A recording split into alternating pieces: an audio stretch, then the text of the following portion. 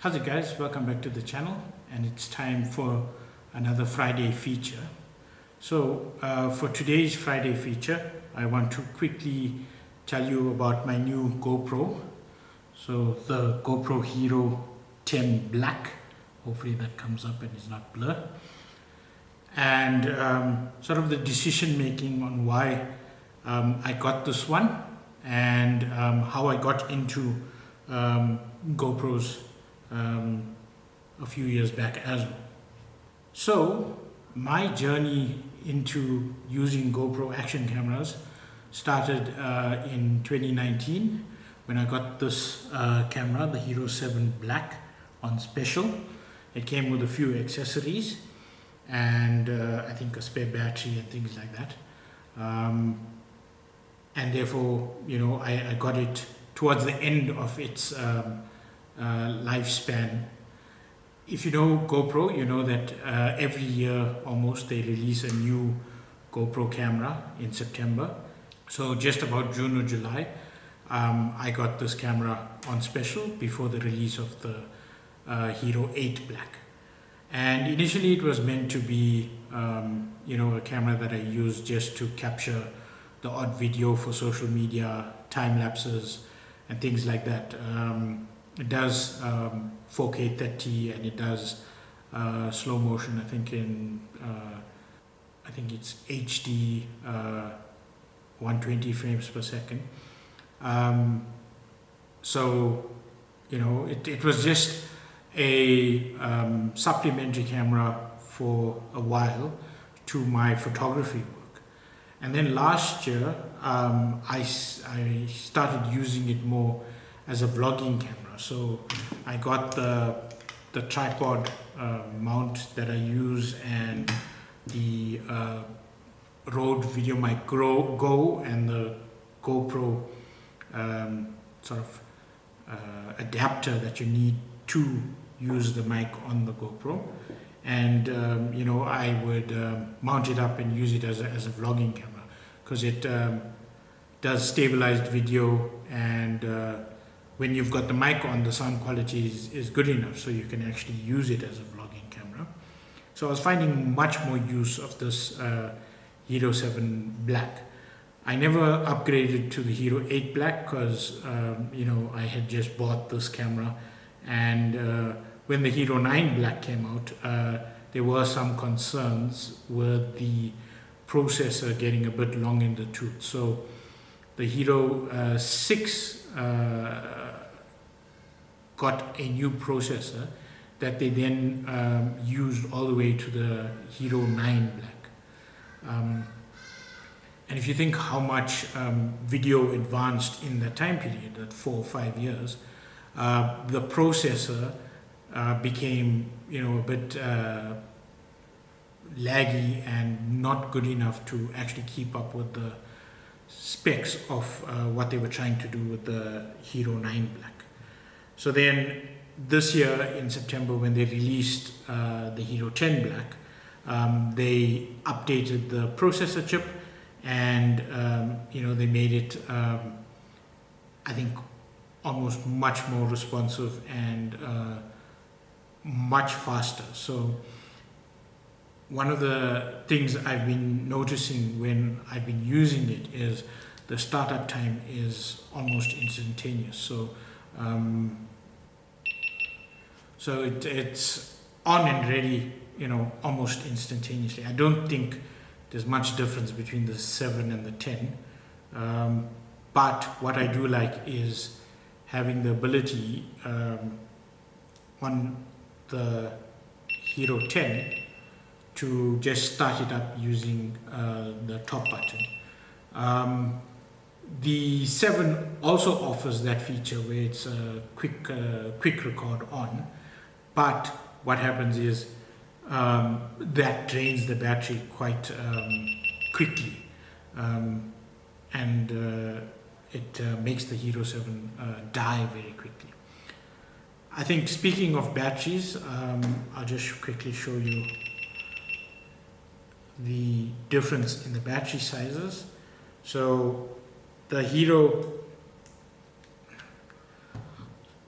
7 still uses the old battery, which is a smaller battery, and the Hero 9 and 10 use now a bigger battery. So that difference in the battery size actually gives it a longer battery life when you're using it, and is also required because of the processing power that the Hero 10 needs.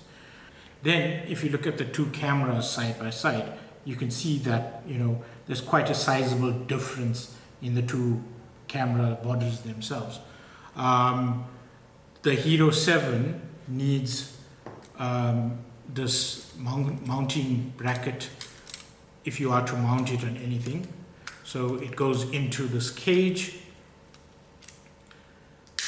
or into the waterproof casing and stuff like that. And then you'll see the form factor is much closer now to the Hero 10. This is not collapsible, the feet, so then you have this as your unit. The Hero 9 and Hero 10 have these collapsible feet that then are magnetic as well, so they're part of the camera body already, and then you can mount it onto your GoPro Hero mounts just like that without any problems. So it's already built in and you don't need a secondary cage, which makes it quite a bit more user friendly.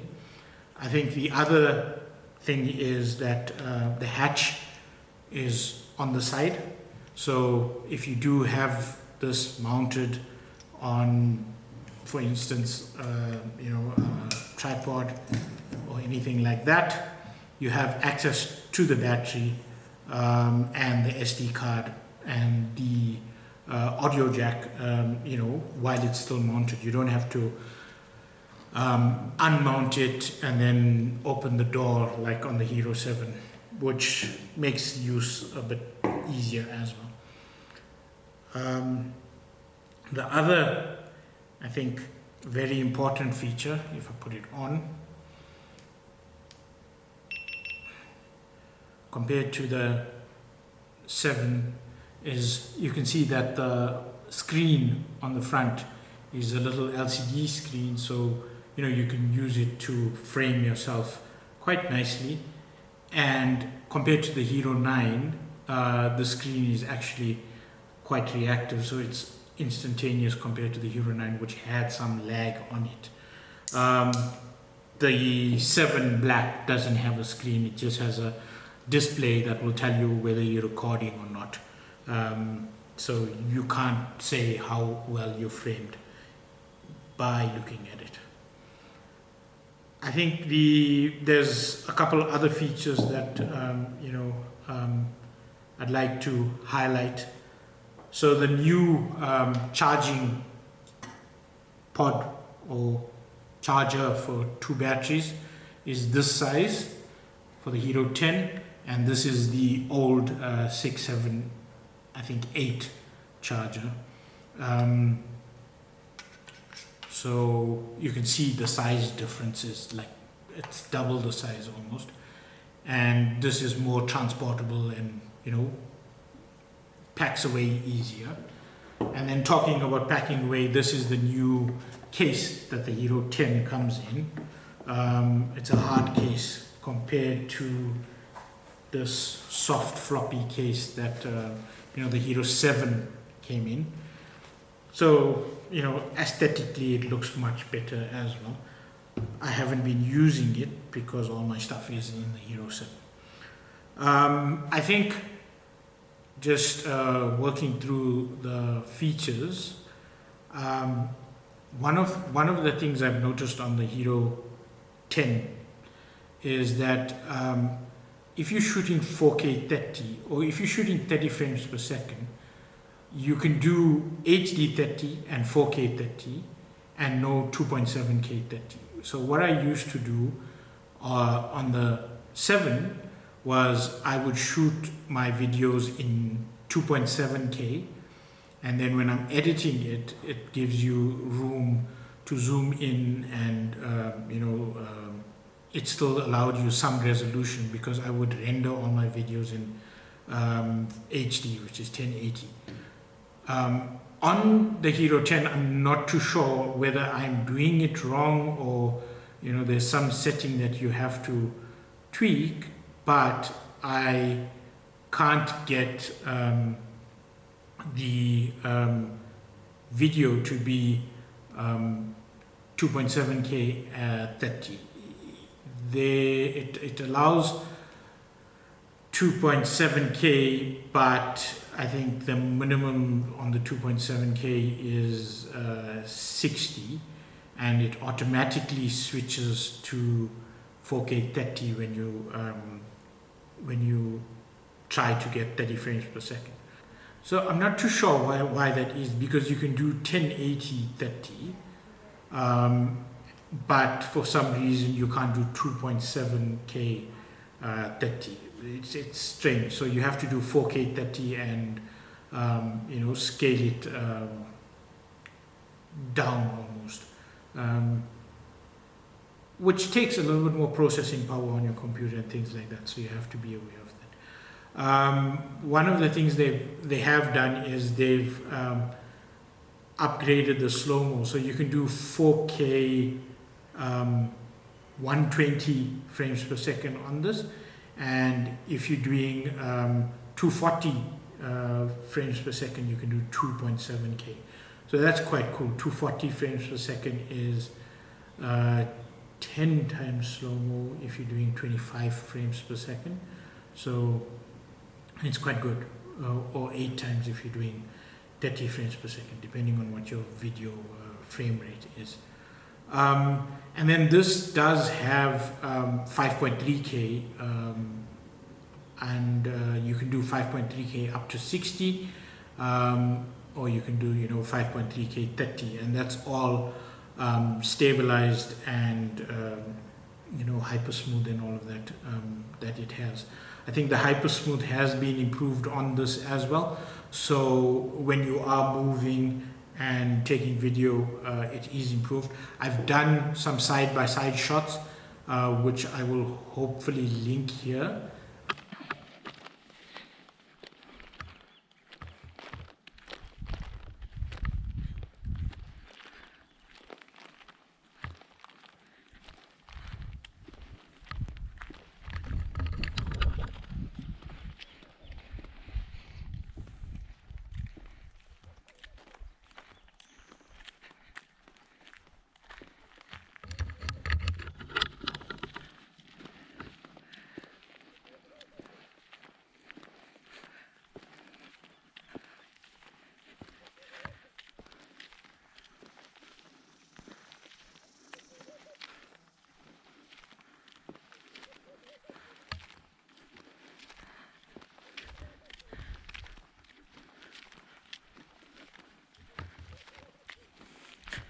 So we can also test the sound. I'm speaking from behind now, and we'll test first the GoPro Hero 7 sound, and then the GoPro Hero 10 sound, and then testing it with the camera facing me, see how it picks it up. So first the GoPro Hero 7 again, and then the GoPro Hero 10.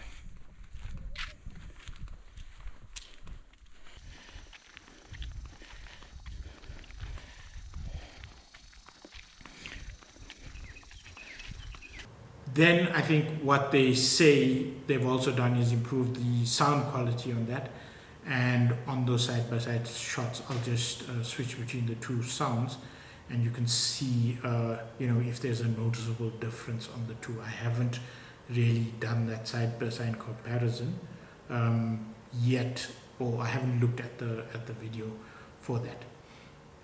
I think some of the other features that I do enjoy on this Hero 10 is that when you're doing time lapses, it has a limited time. So what I found with the Hero 7 is that sometimes I put a time lapse on while I'm driving, for instance, and I forget I have the time lapse on, and then it just eats through, a battery in 45 minutes to an hour of doing time lapse, and I don't need 1 or 2 minutes of time lapse video. So what you can do on the Hero 10, and I think it was a feature in Hero 9 as well, is limit the time that you taking time lapse on. So I've set the limit to 15 minutes, and 15 minutes normally gives you about 20 seconds of time-lapse video depending on the speed you're shooting at.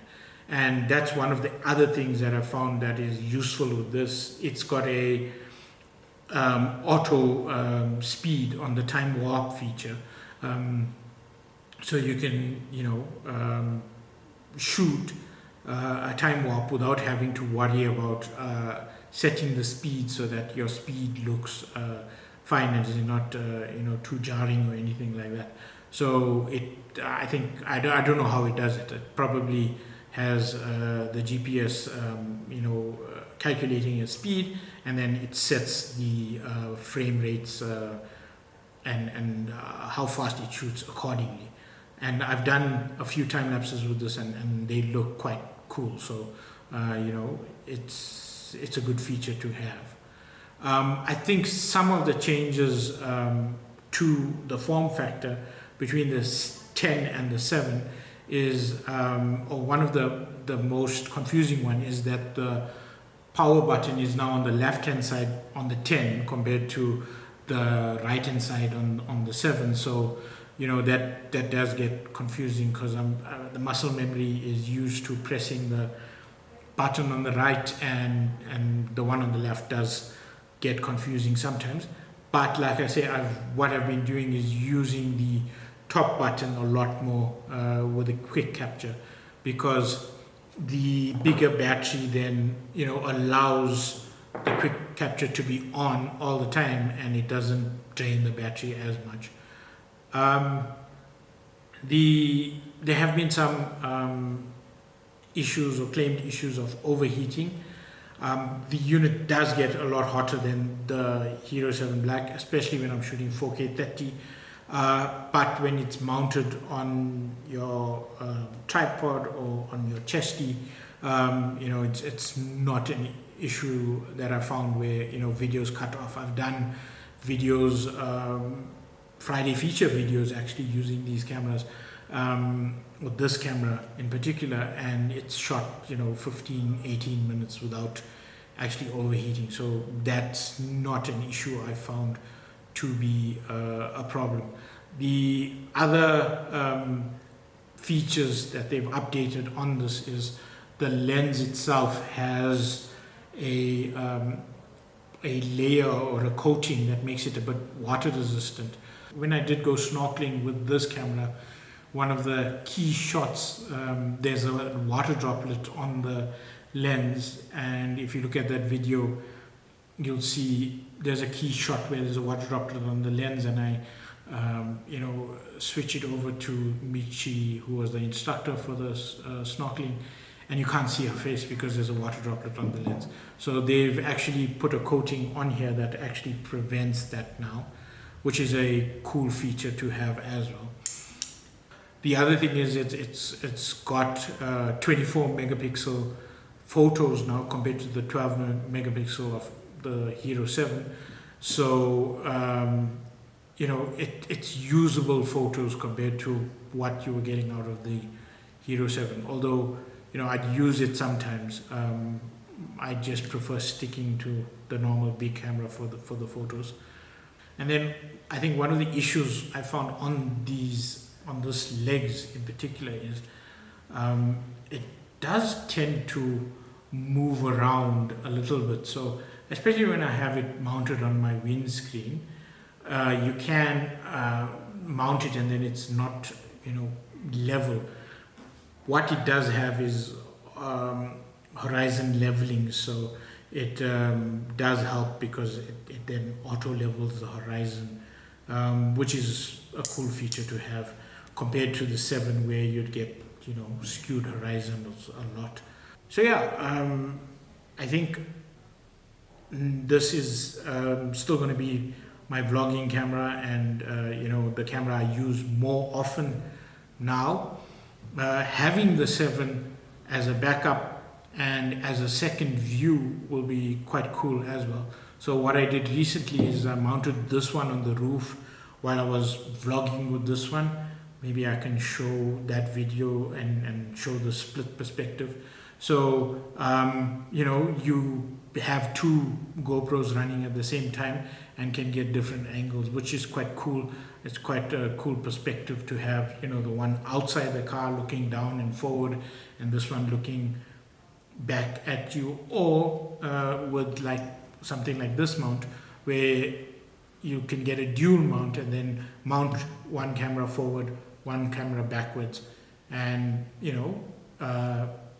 show that perspective of things like that. So the second GoPro doesn't go to waste now. I can still use this and I will still get good use out of it. I think just to highlight the price differences, obviously now this is a newer camera and inflation and all of that. So this one 3 years later is 10,600, and this one was about 6,500 with a few accessories that added in like 2,500 of value. So yeah, that's quite a sizable price difference. But if you don't have an action camera, it's an investment I think you should be making. There are some competitor cameras in the market. The DJI Action 2, I think it is now, has just released, and that's a modular camera. So it has a lens part that then magnetically clicks onto a second like battery unit, and that extends the battery life and has additional storage capacity and things like that. I've not tried that camera out personally, and I've not seen it in the country. I think a few of the suppliers in South Africa stay away from DJI because of this.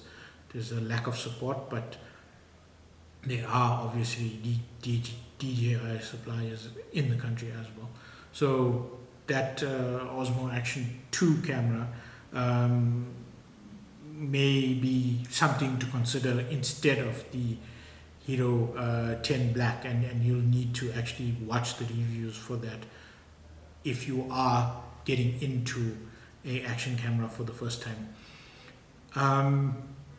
I think all in all, I'm quite happy. I've been using this for a month, so it has become my primary action camera now. This one comes along as the secondary view and as a backup, and you'll be seeing a lot more of the video from this camera going forward. So yeah, I think that's my quick view on this Hero 10 Black, some reasons of why I bought it, and my experience using it so far.